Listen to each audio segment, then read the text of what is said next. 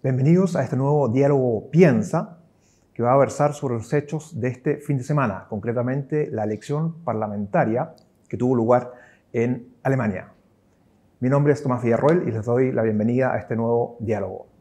Está con nosotros hoy Jorge Sandrock, quien es director de la Fundación Hanns Seidel y profesor de Derecho Constitucional por la Universidad Adolfo Ibáñez. Muchas gracias, Jorge, por estar hoy día con nosotros. Muchas gracias a ustedes por la invitación y a ti por estar aquí conversando conmigo. Encantado. Vamos entonces a la elección misma. Ganó la socialdemocracia, perdió la democracia cristiana, la CDU. ¿Significa eso que se fortaleció el centro político? ¿Es tan así? ¿Se puede hablar tan claramente de ganadores y perdedores? A ver, yo creo que sí, efectivamente los números arrojan que ganó la socialdemocracia, liderada por Olaf Scholz, y un par de puntos abajo, uno como algo por ciento menos, quedó la unión, que es más que la democracia cristiana, es la unión entre la democracia cristiana y los socialcristianos de Baviera. Yo creo que, a ver, en primer lugar, es un triunfo para la socialdemocracia con un sesgo de debilidad, en primer lugar, porque es un triunfo a un muy bajo nivel. O sea, yo creo que los dos grandes partidos de Alemania, que son la socialdemocracia y esta unión de demócratas cristianos con socialcristianos, estaban acostumbrados a números, digamos, por sobre el 30%, por sobre el 35%, incluso llegando a 40%. Hoy en día estamos hablando de que la socialdemocracia ganó la elección, fue el partido más votado, con aproximadamente un 25,9% contra un 24,1% de la democracia cristiana con los socialcristianos. Estos números hubieran sido impensados, digamos, décadas atrás. Con respecto a si se fortaleció el centro, tu segunda pregunta, a ver, es bastante interesante porque en general cuando uno conversa con distintos actores o personas que están o han estado hace poco en Alemania, ellos señalan que se siente una gran polarización en Alemania, que el debate político estuvo muy polarizado.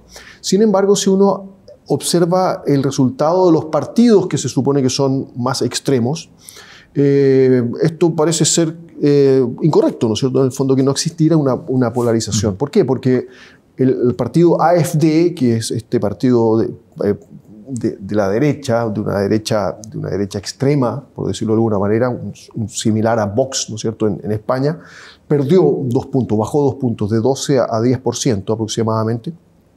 Y por otra parte, la izquierda, la Die Linke, que es el partido sucesor del Partido Comunista de la Alemania democrática, o sea, de la Alemania comunista en su momento, también tuvo un resultado horrible. Prácticamente quedó, digamos, por algunas cuestiones técnicas, logró entrar con representación al Parlamento, pero bajó prácticamente,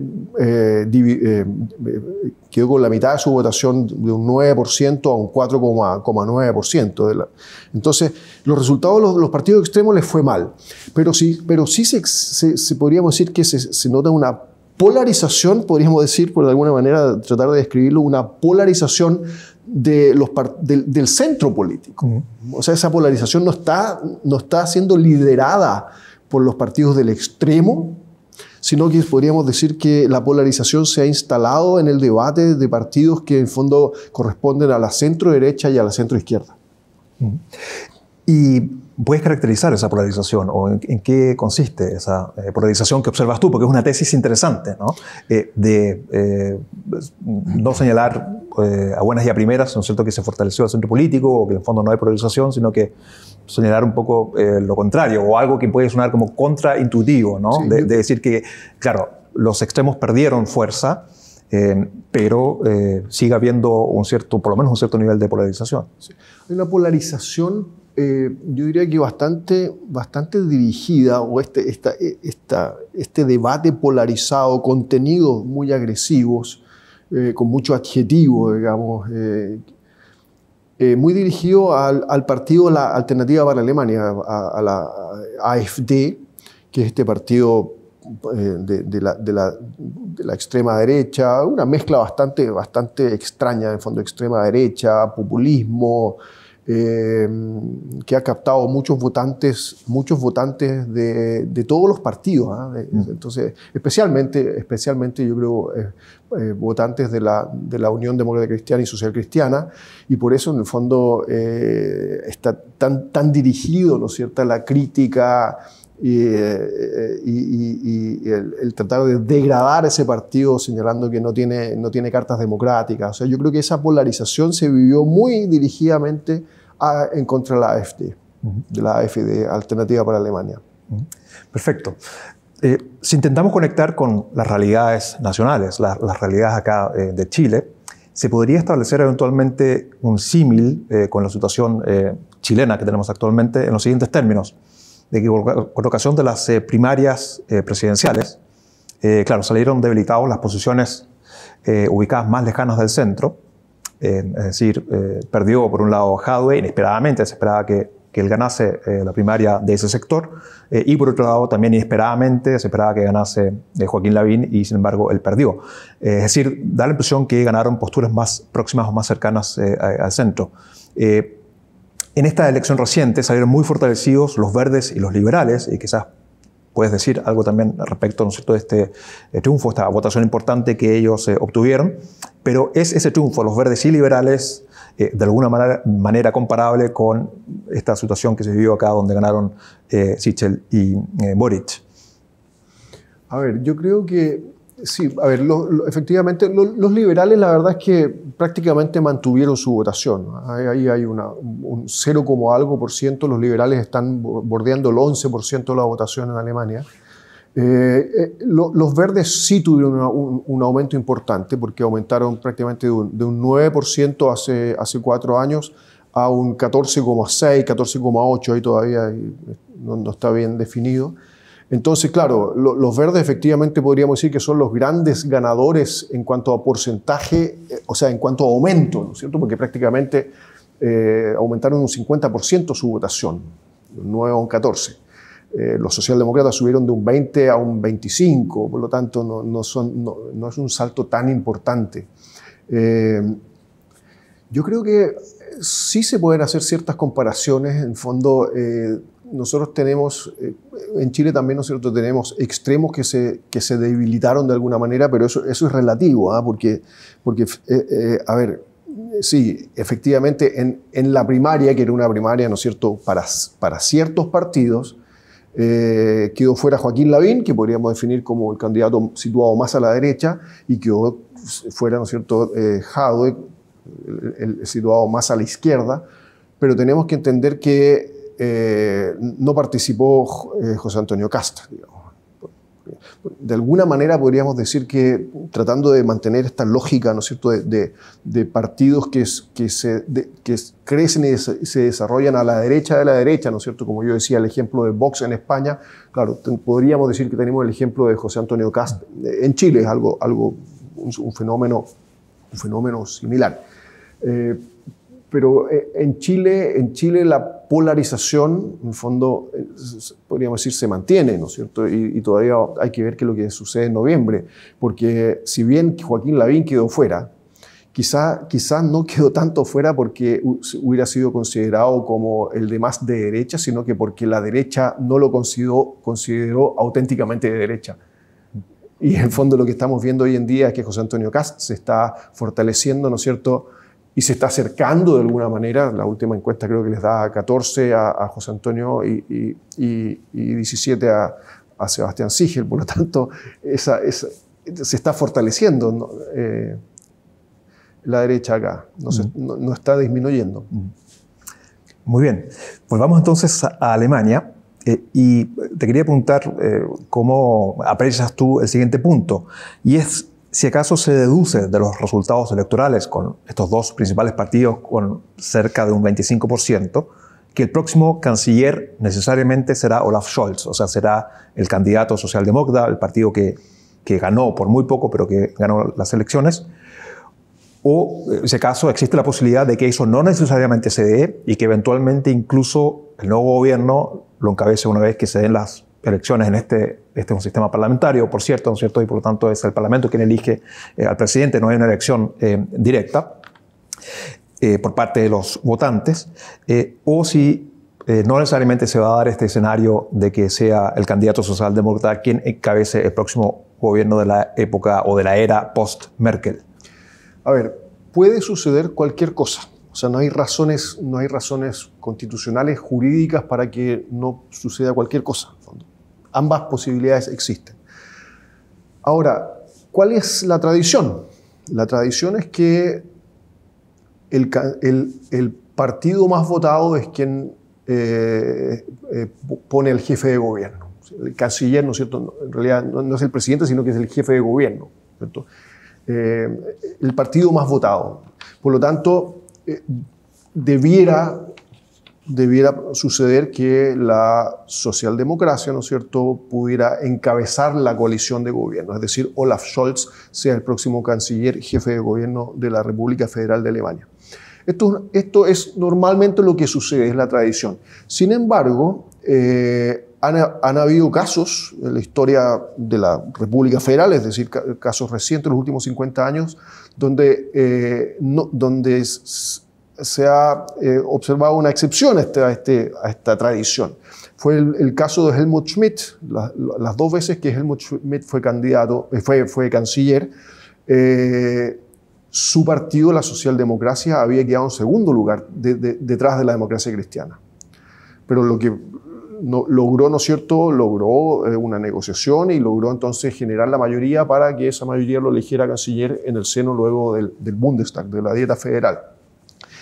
Yo creo que, si bien es cierto lo que señalaba al principio, el triunfo de la socialdemocracia es un triunfo bastante débil, hay sin embargo otros aspectos importantes a considerar.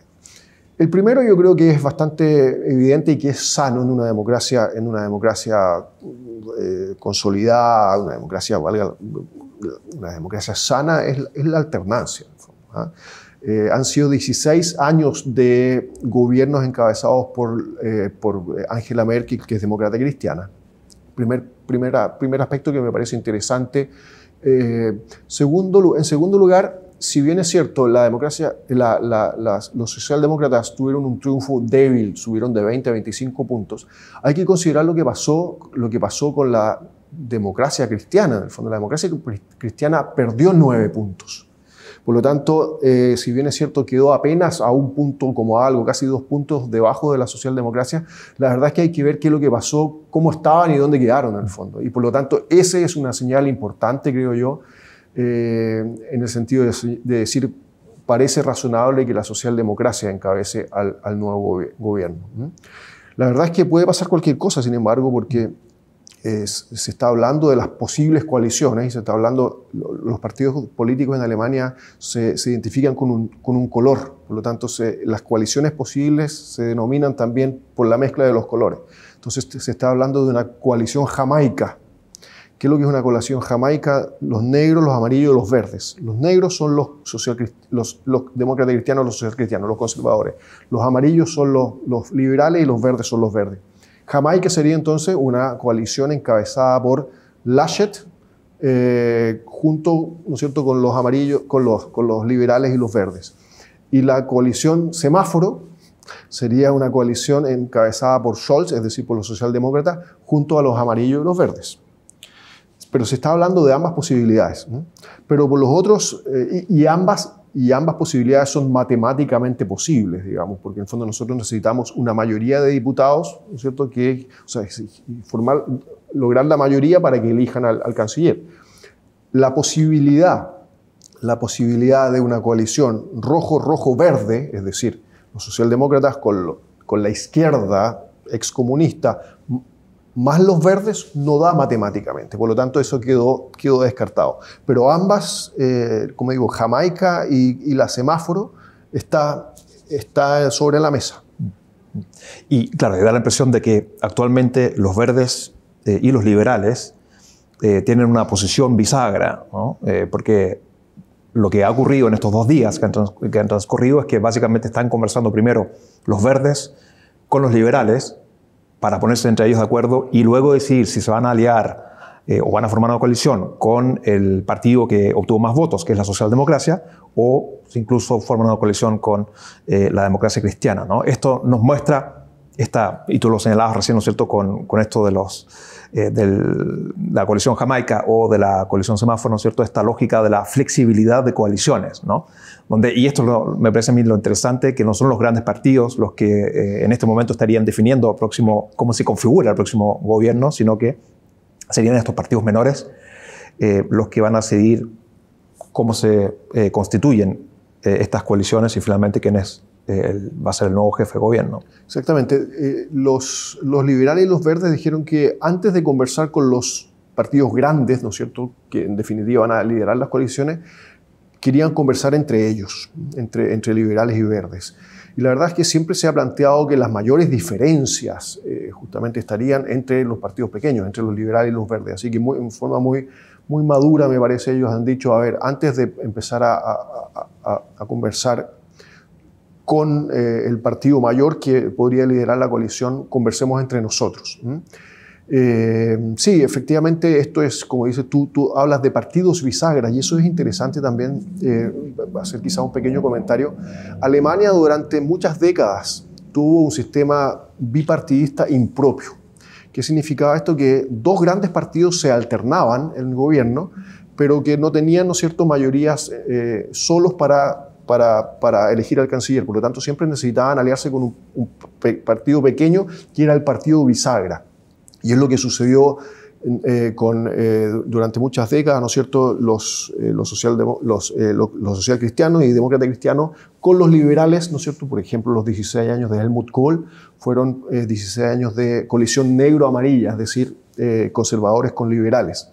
Pero este bipartidismo impropio, ¿no es cierto?, porque no era propio porque no bastaba un solo partido, como el caso de Inglaterra, es un bipartidismo propio, no bastaba un solo partido, sino que necesitaban uno bisagra. Este bipartidismo impropio evolucionó hacia un sistema multipartidista moderado.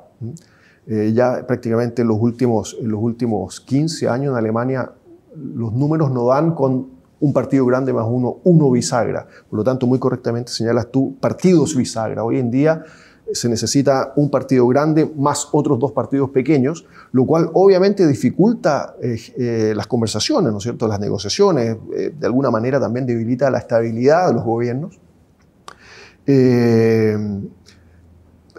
Pero bueno, eso es simplemente hacia allá avanzó el sistema de partidos. Y bueno, lo que hubo en los últimos años fueron grandes coaliciones. Esa es otra de las posibilidades. ¿Qué significa esto? Que los 2 grandes partidos generan una coalición. Eso era algo muy excepcional en Alemania. Hubo una gran coalición a final de los años 60 por una cuestión, una crisis que se necesitó, ¿no es cierto?, que los 2 partidos se unieran y generaran esta gran coalición para dar gobernabilidad.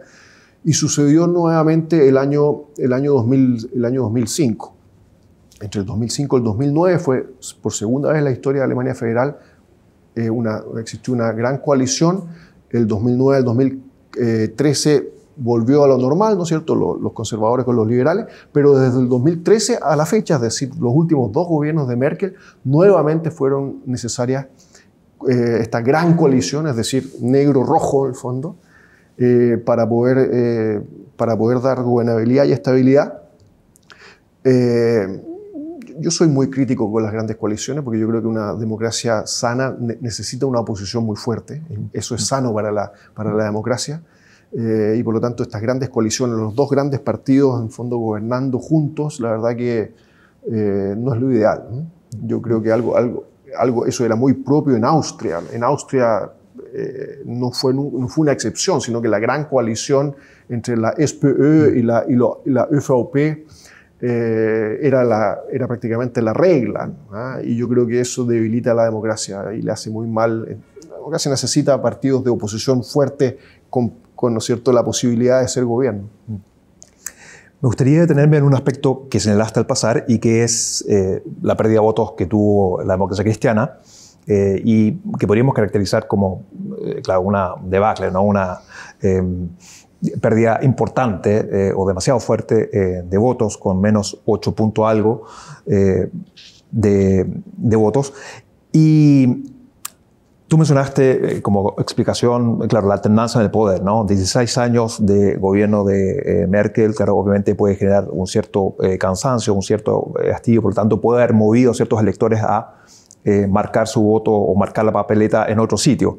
Y mi pregunta es, además del factor de la alternancia, ¿ves tú u observas tú algunos otros elementos que puedan explicar esta caída tan fuerte en la votación que tuvo el partido gobernante o el principal partido gobernante de la democracia cristiana? Concretamente, ¿es atribuible al candidato que presentó la democracia cristiana, en este caso Laschet, o incluso es atribuible a un cierto cansancio o hastío respecto de la misma era Merkel, ¿no? Que hoy día, claro, está abandonando, dejando el poder sobre una alfombra roja con un reconocimiento internacional bastante importante? La pregunta es si acaso, claro, incluso no se ha idealizado, quizás algo en exceso, esta figura de Angela Merkel, pero ¿habría alguna responsabilidad o algún grado de responsabilidad atribuible a Merkel o a Laschet en este resultado tan malo, históricamente malo para la democracia cristiana? Sí, yo creo que es una mezcla de factores, ¿no? A ver, en primer lugar, me parece que un desgaste propio, ¿no es cierto? Ya lo dijimos de alguna manera, la necesidad de la alternancia y el desgaste de 16 años. Luego, efectivamente, creo que la Unión tenía un mal candidato, ¿no? Un mal candidato. Armin Laschet nunca logró prender en las encuestas, por decirlo de alguna manera, y eso es un punto también a considerar en el legado Merkel. O sea, yo creo que cuando un legado implica también siempre considerar qué sucedió ex post, digamos. Si tú no dejas a los tuyos en el gobierno, obviamente que le falta de alguna manera una pata a la mesa, en el fondo, por decirlo de alguna manera. El sucesor de Merkel siempre fue un problema, en el sentido de que ella ya trató, ¿no es cierto?, de nombrar a su delfín hace un par de años atrás cuando logró elegir a AKK, a Annegret Kramp-Karrenbauer, un nombre imposible de pronunciar, digamos, por eso siempre todos le dicen AKK, como presidenta del partido, y en el fondo el delfín era su sucesora también en la jefatura de gobierno. Eso no prendió. Y luego entonces, en enero de este año, Armin Laschet, con el apoyo de Merkel, logró, ¿no es cierto?, la jefatura de la democracia cristiana en desmedro de Friedrich Merz, que era del ala más conservadora de la democracia cristiana. A ver, entonces, sí, un candidato, ¿no es cierto?, que no logró prender, que tuvo algunos traspiés, algunos errores muy importantes, especialmente desde el punto de vista comunicacional durante la campaña. Esto parece una especie de karma, pero hace 19 años atrás, el 2002, el candidato de la Unión, que era Stoiber contra Schröder, hubo inundaciones, como las hubo, ¿no es cierto?, este verano también, el 2002, y en esas inundaciones, Stoiber, el candidato de la Unión, que estaba bastante holgado un par de semanas antes de la elección en las encuestas, apareció en las inundaciones con terno, con zapatos, qué sé yo, con muy bien vestido, tratando de no mojarse, digamos, de no ensuciarse, y apareció Schröder, por otra parte, ¿no es cierto?, con un impermeable, con botas, metido en el agua, qué sé yo. Y esa imagen le costó prácticamente la elección a Stoiber, ¿verdad? Eso fue muy cuestionado y fue muy analizado también, como esa imagen tuvo un impacto tan importante. Bueno, y ahora sucedió algo parecido. Hace unas 6 semanas atrás, en estas inundaciones que afectaron especialmente al Estado o al país, ¿no es cierto?, donde Armin Laschet es ministro presidente, en el fondo, el sistema federal, Nordrhein-Westfalen, él es el ministro presidente. Este lugar, entonces, este país fue de los más afectados, y en un punto de prensa donde el presidente federal alemán, Steinmeier, daba las condolencias por las muertes que habían sucedido, ¿no es cierto?, personas habían perdido la vida. En primera imagen aparecía Steinmeier, y atrás, debajo de un techo, digamos, armado, un techo de lona, aparecía Laschet con otros políticos riéndose a carcajadas. Y eso también tuvo un impacto gigantesco en la campaña.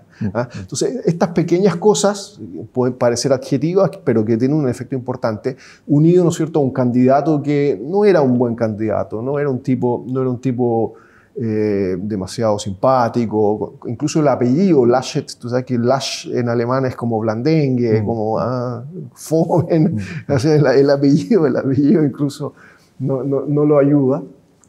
Y por último, un análisis algo más político, en el fondo. A ver, Merkel gobernó en una coalición de centro-izquierda, digamos, o sea, junto a la SPD, en el fondo. Y se considera que la política de Merkel en esta coalición fue una política con un sesgo bastante izquierdista. Y por lo tanto, Merkel abrió un flanco por la derecha. O sea, la democracia cristiana perdió votantes por la derecha, y ahí se explica en forma importante el crecimiento de la AfD. Tenemos que entender que la AfD es un partido que surge hace 8 años atrás y entra al Parlamento por primera vez en el 2017. O sea, la AfD es un fenómeno, no quiero decir culpa de Merkel, pero es un fenómeno de la era Merkel, al menos. Por lo tanto, ahí hay evidentemente un flanco por la derecha, es decir, la CDU perdiendo votantes conservadores por la derecha. Y por otra parte, la política de Merkel captando votos de la centroizquierda, es decir, pero que no eran votos que... A ver, los votos por la derecha los perdía la Unión y los votos por la izquierda los ganaba Merkel, no los ganaba la Unión. Entonces, ¿qué sucedió? Que una vez que Merkel ya no es la candidata cabeza, la Spitzenkandidat, ¿no es cierto? El Spitzenkandidat, los votos que perdió la Unión se quedan fuera de la Unión y los votos que eran de izquierda, que eran de Merkel, sin Merkel, se van a la izquierda. Entiéndase, o vuelven a la izquierda, digamos. Entiéndase socialdemocracia y verdes. Entonces, ahí tienes el resultado más o menos. Perfecto, interesante análisis que haces, por un lado, sobre la personalidad del candidato de la democracia cristiana, Laschet, y también sobre estos efectos políticos, ¿no es cierto?, de ciertas orientaciones que marcó, o de ciertas decisiones también que tomó Merkel durante su mandato de 16 años, ¿no? Habiendo también este flanco, ¿no es cierto?, a la derecha de la democracia cristiana y perdiendo, ¿no es cierto?, esos votantes de una manera bastante dramática, me parece a mí, esa pérdida, esa debacle, podríamos decir, ¿no es cierto?, especialmente en Alemania Oriental, ¿no? O sea, en la antigua Alemania Oriental, por cierto, en ciertos estados federales, ¿no?, donde, si no me equivoco, salvo en Berlín, en la antigua RDA, o sea, en la antigua Alemania Oriental o ex Alemania comunista, la democracia cristiana no obtuvo no pudo ganar ningún distrito con mayoría relativa. Quedaron todos en manos, salvo en Berlín, entiendo, en manos de la socialdemocracia y en manos de la derecha más dura o de la derecha antimigración de la AfD. De manera que eso sería, eventualmente, podría ser interpretado, ¿no es cierto?, como parte también del legado Merkel. Sí, efectivamente, como señalas tú, salvo las grandes ciudades, que son una cuestión, ¿no es cierto?, son muy variopintas, digamos, pero efectivamente hay una coloración geográfica impresionante. En lo que era la Alemania comunista, el norte es prácticamente todo socialdemócrata, por lo tanto rojo, y el sur es absolutamente AfD. Sajonia y Turingia, que son los dos estados del sur, en el fondo. En Alemania Oriental, ¿no? O sea, la ex Alemania Oriental. De lo que era la Alemania Oriental, bueno, sí, Alemania Oriental. El sur es absolutamente celeste, que es el color que identifica a la alternativa para Alemania. Turingia y Sajonia. Y el norte es muy rojo. Bueno, el sur siempre muy negro, en el fondo me refiero, ¿no es cierto?, ahí prácticamente la CDU, la CSU ganaron todos los distritos en forma relativa, por lo tanto obtuvieron el mandato directo. Sí. Muy bien, dado que ya estamos en el tópico, hemos entrado a la rúbrica el legado Merkel, Me gustaría detenernos todavía un minuto o unos minutos en ese tópico que ha aparecido, ¿no es cierto?, como grandes titulares en periódicos, en medios, de manera transversal y de manera internacional. Y bueno, ya vimos, ¿no es cierto?, un aspecto de este legado, ¿no es cierto?, que podría ser, claro, no tan positivo, haber descuidado, ¿no es cierto?, ese flanco a la derecha de la democracia cristiana con el surgimiento de la AfD. Y mi pregunta es, volviendo al tema del legado, instaló Angela Merkel un nuevo tipo de liderazgo y podría ser interpretado ese nuevo tipo de liderazgo como un liderazgo positivo. Pienso aquí, por ejemplo, en un liderazgo de tipo soft power, donde lo que prima es el soft power y no golpear sobre la mesa, ¿no es cierto?, o un hard power. Sí, me parece que es uno de los primeros aspectos, la idea del soft power. Quizás primero aspectos que me parecen muy importantes, que es una imagen en primer lugar, de austeridad. Yo creo que de austeridad y un muy bajo perfil, en el buen sentido de la palabra, ¿no? Es decir, muy austero, muy sencillo. Yo creo que eso, ¿no es cierto?, muy en línea con la cultura alemana, en el fondo, ¿no? Muy luterano, además, ¿no? Muy luterano y muy en línea con lo que es la cultura alemana. A ver, y con respecto a otros elementos, aspectos del legado Merkel, yo creo que es muy importante el pragmatismo, el pragmatismo en política. No quedarse en aspectos que podría tener también algún aspecto negativo, crítico, pero no es quedarse, ¿no es cierto?, en el dogma, ¿no? en el dogma, en visiones inflexibles, sino que siempre abierto, ¿no es cierto?, a la negociación, a cambiar de posición de acuerdo a circunstancias que también son dinámicas, cambiantes, y por lo tanto actuar con mucho pragmatismo, es decir, una política del pragmatismo. Yo creo que ese es uno de los legados importantes. Otro elemento muy importante es, por cierto, la conciliación de los intereses alemanes, que obviamente es necesario que cualquier gobierno nacional, ¿no es cierto?, demuestre que está defendiendo intereses nacionales, pero también conciliando esos intereses nacionales alemanes con el proyecto europeo, ¿no?, que implica esa conciliación, ¿no es cierto?, quizás en el corto plazo muchas veces pensar que nos están efectivamente poniendo sobre la mesa primero los intereses nacionales, sino que intereses ajenos que podrían verse como ajenos, sentirse como ajenos, que son este proyecto europeo. Pero no, que en realidad decir, no, si esto en el largo plazo también son nuestros propios intereses, ¿no? Y esa conciliación de lo nacional con el proyecto europeo yo creo que es muy importante, que se observó en primer lugar por el liderazgo de Merkel con la crisis griega, ¿no es cierto?, hace, ¿cuánto?, 14, 13 años atrás, que implicó un tremendo flujo de recursos para poder sostener y mantener, ¿no es cierto?, primero a Grecia dentro de la Unión, y en segundo lugar poder asegurar la estabilidad del euro como moneda común. Y luego la crisis del 2015, que en primer lugar creo yo, me refiero a la crisis de los refugiados, ¿no es cierto?, por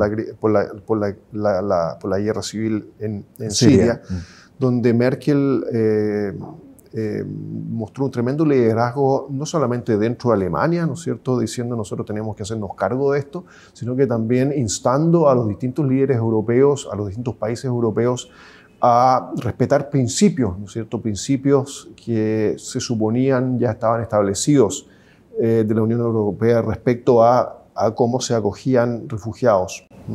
Es decir, que aquellos refugiados que llegaban, claro, a Italia, a Grecia o a España, claro, debían ser tramitadas sus peticiones de asilo ahí, ¿no? ¿Te refieres a ese factor? Porque eso es algo que reclamó mucho Alemania. Finalmente igual se abrieron las puertas para que entrara ese millón de Es que justamente refugiados, el problema de... Claro, ese era el principio, pero me refería a principios en cuanto a la solidaridad y de Europa hacerse cargo. Pues sí, ahí había una cuestión técnica, en fondo, podríamos decir, un principio técnico, que efectivamente el país que pisaba primero una persona que pedía asilo político, ¿no es cierto?, que pedía refugio, era el país que tenía que tramitar y hacerse cargo de esa persona. Eso funciona a la medida que ese refugiado llega en avión, por decirlo de alguna manera, llega vía aérea. ¿No? Llegas al aeropuerto Charles de Gaulle o a Frankfurt o a qué sé yo, a Inglaterra, a Londres en su momento. Pero la crisis siria en el fondo implicó un flujo de refugiados vía terrestre, en el fondo. Y por lo tanto, claro, básicamente Grecia dijo, a ver, el principio de que el país que se hace cargo es el primero que pisaron, digamos, los refugiados, aquí no puede aplicar. Y Merkel entonces ahí sí, ¿no es cierto? Y nuevamente con el pragmatismo diciendo, sí, bueno, ese es el principio, pero claramente ese principio en este momento está siendo sobrepasado. Y por lo tanto tenemos que hacernos cargo como proyecto europeo de esta crisis.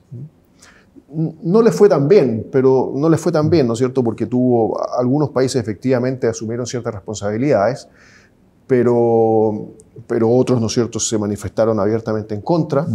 El caso de Hungría, Polonia.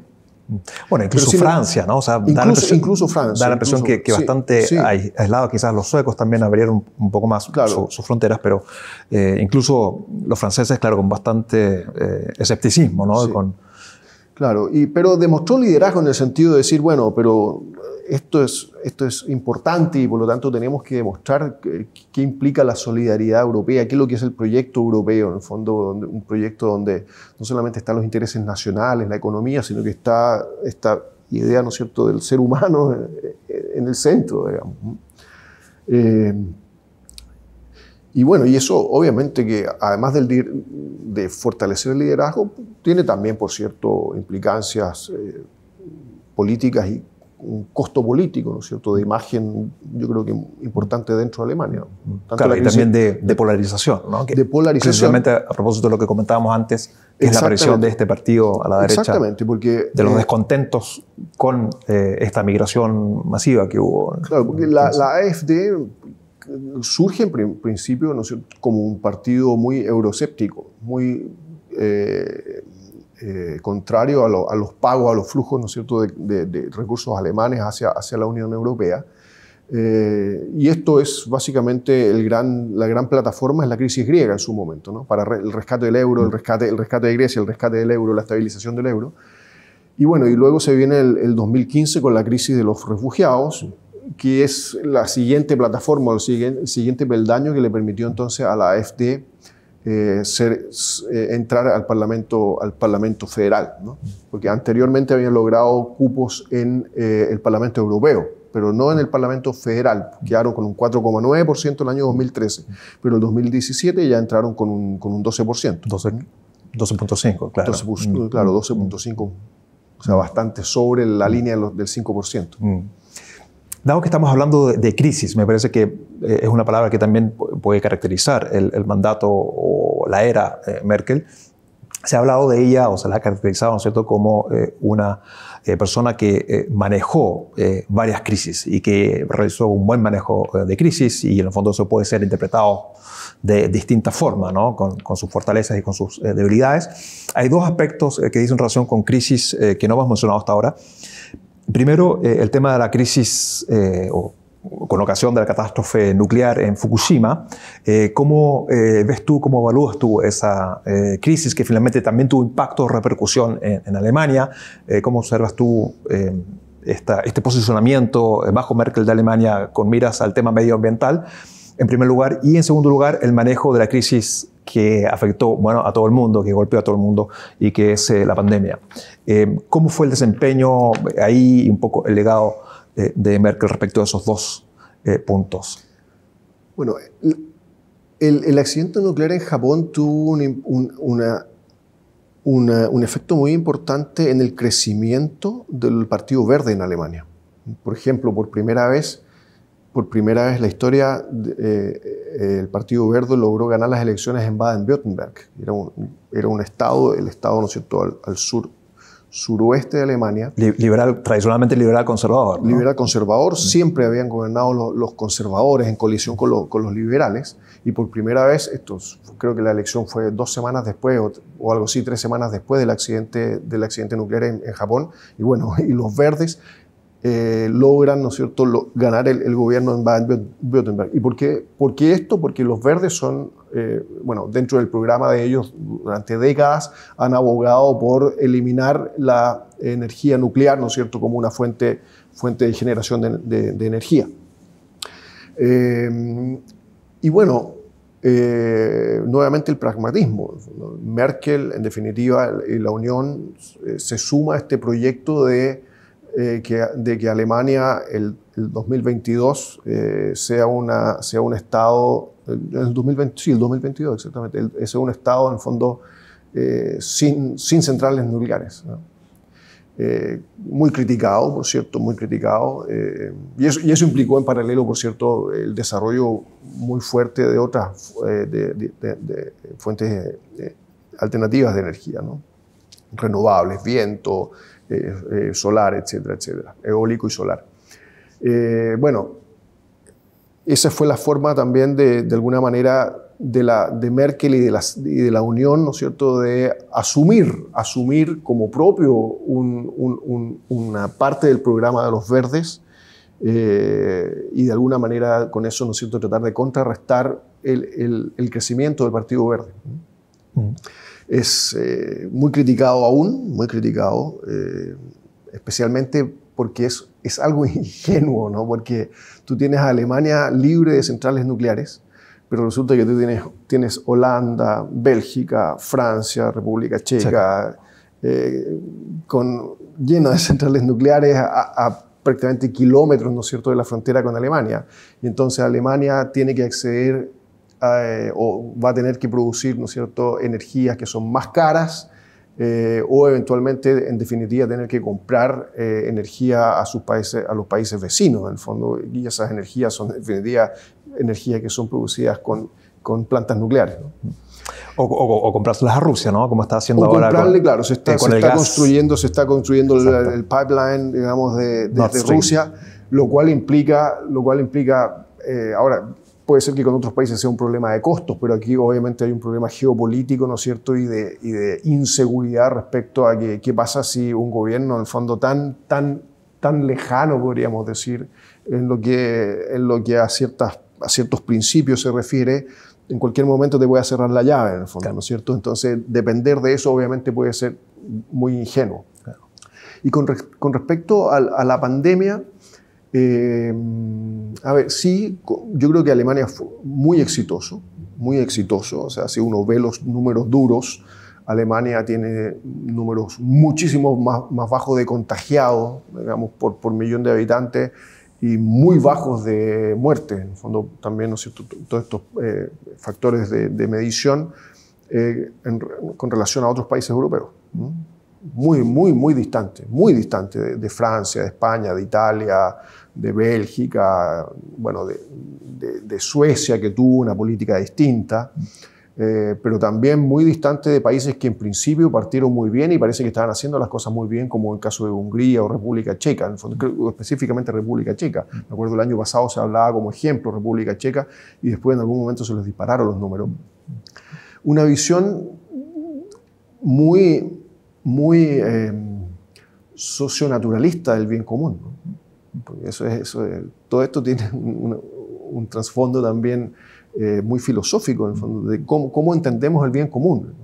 Implica sacrificios importantes para todos, para también, ¿no es cierto?, proteger a los más débiles de la sociedad. Yo creo que eso es la visión socionaturalista del bien común, ¿no? Y no una visión liberal, el caso norteamericano, donde decimos, no, aquí lo importante es el bien de la mayoría y las libertades, ¿no es cierto?, individuales son más importantes y démosle para adelante con los resultados que tienen en Estados Unidos, ¿no? ¿Cuántos van? Creo que 700, se las arregle como pueda, ¿no? 700.000 muertos, ¿no? Yo me acuerdo, el año pasado se hablaba que Estados Unidos podría llegar a tener 200.000 muertos en la pandemia, a principio de la pandemia. Van en 700.000. Y por último, para ir cerrando esta conversación y con ocasión de lo que conversábamos o planteabas tú respecto del manejo de la pandemia, hay un elemento que me parece muy interesante de analizar, y que eventualmente podemos comparar con Chile, ¿no es cierto? Pues estamos en una época, en una era, si se quiere, acá en Chile, del descontento, y con ocasión de las medidas, claro, restrictivas que también impuso, que estableció el gobierno en Alemania, hubo fuertes movimientos de protesta o de manifestación de este descontento, precisamente por esas restricciones. Usar mascarilla, la recomendación de vacunarse, etcétera, y ciertos beneficios asociados obviamente a la vacunación. Es decir, eso significa que aquellos que no se vacunan, claro, están en una situación levemente desmejorada respecto de ciertas libertades.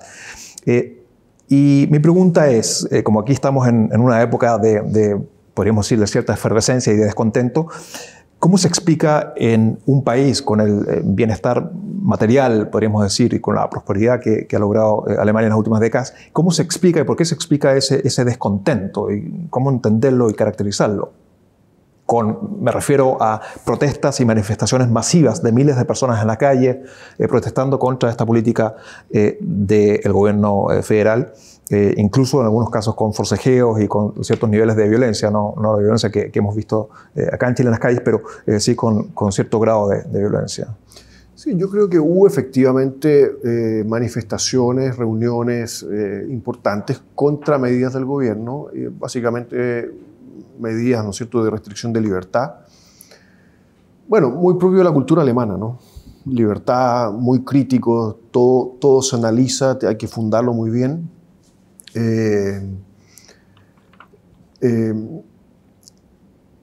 Y sí, efectivamente yo creo que llama la atención, hubo un movimiento importante con respecto al tema de las libertades civiles, y también me parece interesante y preocupante también el movimiento antivacuna. Yo creo que en Alemania el movimiento antivacuna es importante, es mucho mayor de lo que vemos acá. Cuando si analizamos los porcentajes de vacunados, nosotros estamos llegando a los 14 millones, es decir, más o menos un 88% ya tiene prácticamente sus vacunas completas. Alemania está 20 puntos debajo de eso, ¿eh? O sea, yo creo que en Alemania sí ha habido un movimiento importante antivacuna. Bueno, pero en definitiva, bueno, son también manifestaciones propias de una democracia que funciona bien. En fondo, personas bien informadas, que tienen la posibilidad de salir, ¿no es cierto?, y de demostrar su descontento con respecto a distintas decisiones de las autoridades, entendiendo también que, y haciendo la comparación con Chile, en Alemania estos especies de pase de movilidad, que es lo que conocemos acá, porque el pase de movilidad acá te lo otorgan básicamente por tener el sistema de vacunas completo. En Alemania se habla del 3G, porque tú puedes estar, bueno, la 3G eso porque es genesen, geimpft o getestet. En el fondo es testeado, vacunado o sanado. En alemán es con G, por eso esas tres palabras son con G. Acá en Chile solamente opera la vacuna. Yo creo que eso también es interesante y me parece, aquí en Chile se han presentado recursos de protección, acciones de protección. Algunas personas dicen, yo estuve enfermo y tengo anticuerpos naturales, al igual que una persona que se vacunó y tiene entonces anticuerpos artificiales. ¿Por qué obtiene esa persona el pase de movilidad y yo no? Me parece una argumentación válida. Me parece una argumentación válida. Y en Alemania efectivamente se acepta para tener las libertades el estar testeado, no más de 72 horas, haber sanado del COVID o estar vacunado. Por lo tanto, yo creo que ahí también se demuestra que todo este movimiento, todo cuestionárselo, ¿no es cierto?, implica también muchas veces en llegar a soluciones bastante más razonables, digamos, más elaboradas. Yo creo que aquí podríamos quizás en ese sentido al menos tener algunos puntos en consideración. Observar eso, sí. Exacto. Y claro, lo último que creo que es mi apreciación personal, ¿no?, que en el fondo en todo este movimiento, claro, antivacuna, que sobre todo se manifestó con mucha virulencia y también con participación masiva de personas en Berlín, en Stuttgart, etcétera, en ciudades importantes de Alemania. Quizás algunas de ellas también claro, motivadas o alimentadas por una cierta teoría de la conspiración, ¿no? Creo que también, por lo menos en algunos manifestantes, claro, está ese pensamiento, ¿no? En el sentido que, claro, nos quieren... Uno lo podría interpretar así o simplemente como pensamiento crítico, ejercicio del pensamiento crítico, pero claro, en el fondo es un sistema de dominación casi mundial y donde en el fondo nos quieren eliminar paso tras paso de manera sistemática las libertades. Claro, quizás un comentario final porque nos aproximamos al sí, final. yo creo que todos estos movimientos que critican, ¿no es cierto?, las medidas sanitarias o la vacuna, son muy variopintos en el fondo. Y efectivamente en todo el mundo transversal, ¿no es cierto?, han habido efectivamente aquellos que sostienen estas teorías conspirativas, pero en general, y especialmente en Alemania, también lo sabía, pero yo creo que especialmente es básicamente esta visión muy crítica, ¿no?, de planteárselo, criticarlo todo o plantearse en fondo... cuestionar todo de raíz. Yo ¿no? creo que eso es muy importante en la cultura alemana. Perfecto. Bueno, con esto ya se nos acaba el tiempo y damos cierre a esta conversación. Muchas gracias, Jorge, por haber estado hoy con nosotros y a ustedes por seguirnos en este diálogo Piensa. Será hasta otra vez. Muchas gracias por la invitación. Adiós.